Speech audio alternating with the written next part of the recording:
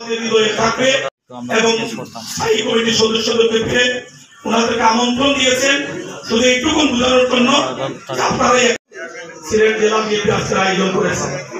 জেলা বিএনপির সভাপতি আজকের সভার সভাপতি ছাত্রদল যুবদল একসাথে করেছিল ভাই প্রধান অতিথি আমাদের অহংকার বিএনপির সচিব মহাসচিব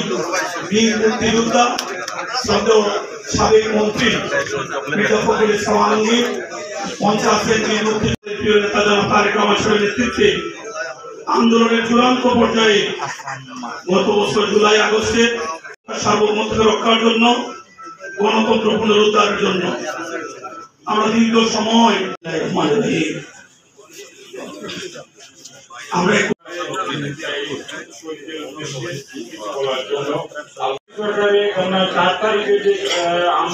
সম্মুখ সমরে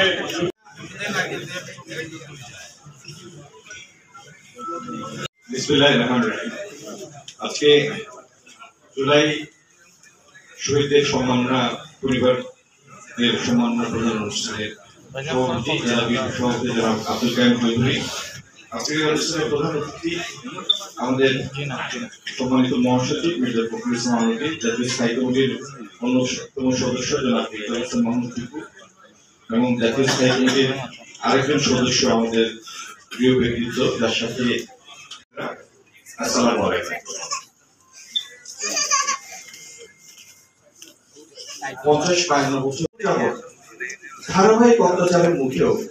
বিএনপি নেতাকর্মীরা এক পা পিছু হয়ে কোন নেতা উল্লেখযোগ্য একজন মানুষ শত শত নেতাকর্মী জীবন দিয়ে এই আন্দোলনের মূল সূতিকাগারের ভূমিকা পালন করে, যে কারণে সিলেটে যারা শহীদ হয়েছেন জুলাই আন্দোলনে একজন সাংবাদিক নয়, গণতন্ত্র পুনরুদ্ধারে শহীদরা শহীদ হয়েছে তাদেরকে আজকে সম্মাননা দেওয়া, তাদের সম্মানিত করার অনুষ্ঠানে সভাপতি সিলেট জেলা বিএনপি আজকের এই অনুষ্ঠানে প্রধান অতিথি বঙ্গুত্ব বরণ করেছেন।